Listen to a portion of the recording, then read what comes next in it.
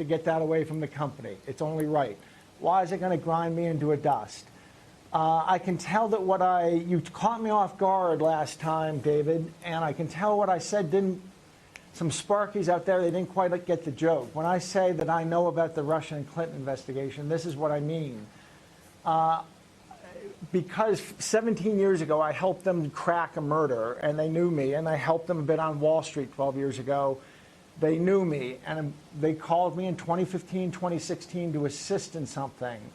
And I didn't know who the orders came from, but I assisted. It's some very honorable federal agents and very honorable people. But they named some names, and, well, they didn't name the names. That's it. I didn't know who it came from. And I took some orders that seemed a little fishy in 2015, 2016. Last summer, watching television, I figured out the name of who sent me the orders, and this has all now been confirmed to me. The name of the man who sent me the orders was a guy named Peter Strzok. Oh, Does that my mean goodness. anything? Got it? Capiche? Yeah. So this is going to be quite a whirlwind. And I have to, it's only That's right. huge I gotta get away news, from Peter. it. That hasn't been revealed so far as I know as of yet, but that's this is it. Peter You're the Strzok. guy, So you're the are you show. working with the Attorney General in his investigation? Let me be clear. I'm not working with anybody. I want to spend the rest of my life. The last time I talked to federal officers 5 months ago, and I explained everything to them between April 5th and 30th over a course of 7 hours, and then I disappeared. Bill Barr, there's going to be a sculpture of granite of this guy somewhere.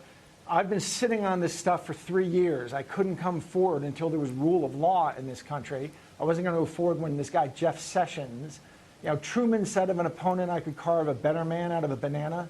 That's how America should feel about Jeff Sessions. We have rule of law, and I came forward to them in April. I believe what I understand, and I don't want to get in any federal way. I want to disappear, but there are other whistleblowers from within the federal bureaucracy with similar stories. And I can tell you the bottom line, and again, people didn't seem to get it last time. The bottom line is the big cover-up. There was political espionage conducted against Hillary Clinton, Mark Rubio, Cruz, and Donald Trump. And this isn't a theory of mine. This is some political position. I was in the room when it happened. I was part of it. I thought I was doing law enforcement. Sorry. Hey, Patrick, Gary Smith, welcome to the show, and I hope the rest of your post-CEO career goes well. Question first of all, your story sounds like it should be a movie for theatrical release, so I want to know who's going to be playing you, but more importantly, Denzel Washington. I'll cooperate with anyone who can get Denzel Washington to play me. Sounds good. You mentioned during the break that you're going to have a rough few months.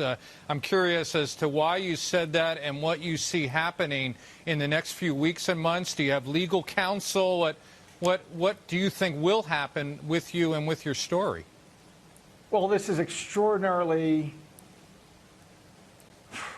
Well, who the heck knows? This is quite an ambiguous situation. But the issue is, I realized that these orders I got came from Peter Strzok. And as I put together things, I know much more than I should know, and it's right to keep silent. This country's gone nuts. And especially for the last year, when I've realized what I know, every time I see one of these things, somebody drives 600 miles to gun down 20 strangers in a mall, I guess I feel a bit responsible. So I have to come forward. I went to see my rabbi, and you know who my rabbi is, right? Mm-hmm. Who's my rabbi? Who's my rabbi, David? Tell us, Patrick. It's this guy in Omaha, and he said, Patrick, you come forward. He said, you can't let this sit with the feds. Let the feds do their job. You have to come forward to the American people. So I am. I never heard of the guy. I only figured out last summer who had sent me these requests. It was a guy named Peter Strzok, and he was doing it on behalf of 3 officials. I'm just identifying now as X, Y, and Z. When to buy, when to sell. This may be your answer. This is Decision Tech. They were named to me, and I've identified them to law enforcement. I believe there's a massive federal investigation that is going to turn up that there was political espionage conducted through a number of different venues against Hillary Clinton and against Rubio, Cruz, and Trump. I know for a fact. I know other people who were involved. That's what really happened. And my rabbi has said, you can't go you have to do this right now. People are killing each other in America. This is my Soylent Green is people moment or whatever. That's the truth. And Patrick, I'm just curious, I'm sure this was a very difficult thing for you to come to terms with and to deal with, and there was so much at risk for you personally. How do you see your life unfolding after this? I mean, you gave up your CEO position. I understand why. You have to do what's right for the shareholders, but making a decision to get involved in this has, cost you a lot. Well, what can I say? I guess what that's not the main event. And Buffett and I talked about that. And he actually said, the analysis here, Patrick, is what's good for the country. It's not what's good for you. It's not what's good for this or that. It's what's good for the country. You have to do this. So I did.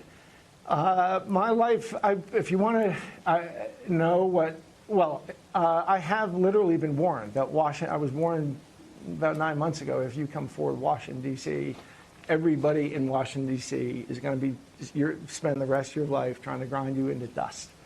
And I'll tell you something else that'll come up. I believe I was offered $1 billion bribe to keep quiet. So I was, in the sense, we'll leave that to the federal investigators. By the if way, you want to know what Patrick, my life, if you want to know what my life's going to be, listen to Warren Zevon, Money, Guns, and Lawyers. That's my life. Yeah, Patrick, you mentioned your rabbi. Without revealing too much, were you talking about a man named Buffett? Yeah. Warren Buffett, who we should mention, by Patrick, the way, you worked with Warren Buffett. He acted as a mentor for you. Have you been taking advice from him on a regular basis now about all that's happened to you? Just once on this. I was one of the great tailwinds in my life as I met him. Pardon me for being verklempt. It's understandable through all, Patrick, when you think of all you've been through. But just finish. Go ahead. I met him when I was 13. And I call him Rabbi. If he'll call me, he'll leave a message. Tell Patrick his rabbi's calling. And we have that. That's probably the right way to describe our relationship in a way, although neither of us are Jewish. And he gives me advice. And I went to see him on June 20th, I think it was. And he told me, you have to do this. I've been trying to do it gracefully this summer. And anyway, go ahead. Zach, so Patrick, you're the CEO of a company that you started. You have a board, you have shareholders, you've got employees, and I've just got to ask you, why were you involved in any of this, whatever any of this is? And I don't really know how to make heads or tails of it, although I'm sure it's going to be fodder for every conspiracy theory known to man. But why? I mean, you're also a CEO, and you have a fiduciary responsibility. You could have just said, look, this is not my lane. I'm not going there. And that's not an appropriate division of labor. That would have been an absolutely honorable and legitimate thing to say. Well, I'm a citizen, too. I'm a flag-waving hippie like Jerry Garcia. I'm a citizen, and I think that as a citizen we have duties, too. And if everybody helped out a little bit when they had a chance, life would be much easier. I've helped out twice in my life. Once when a friend of mine got murdered. I helped a guy named Brian Williams, and if you Google his name and mine, you'll find this story. A friend of mine was murdered. I helped the feds bring the murderer to justice, and it was my honor to help them bring the murderer to justice. And I helped them back 2005 to 2010 take down Wall Street. And both catching my friend's murderer and taking on Wall Street were consistent with my values, and it was my honor to help the men in black then. And it was just this third time they came to me. And I got some requests. I didn't know who the hell it came from. And it was fishy. And 3 years later, I'm watching television, and I realized who it was. It was Peter Strzok and Andy McCabe, and that's who these orders came from. By the way, just to make clear, that's not a Make America Great hat exactly, is it? No, it isn't. What is it? Make America Grateful Again, correct? Right, with a Grateful Dead Steely. Okay. Look, when you see these lights or so. Yeah. Right. Jonathan, go ahead. Patrick, very briefly, it's Jonathan Honig. Thank you for being with us. I think to Zach's point, you were CEO of a publicly traded company. You started the company. It's hard to see how some of this didn't have some impact on shares. I know there was a Deep Capture, which is a website that you were involved with that had some legal troubles. This might sound a little curt. It lost a suit in Canada. It lost a lawsuit in Canada. You're a journalist. You're supposed to defend the First Amendment. I didn't even have to do that. I have the same journalistic protections as the laws protect you. I didn't even have simply to fight for free speech. I took that case on in Canada. You're a journalist. You should stand up for me on something like that.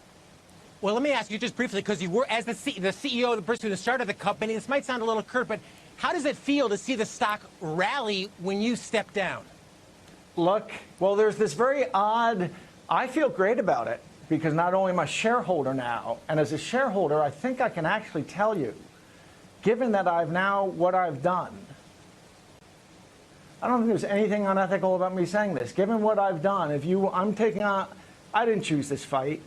I'm doing it. If you want to help me, go buy your daughter a rug at Overstock.com. If you want to help me out, because the entirety of Washington, D.C., even though I've left the company, is going to be coming after who the heck knows.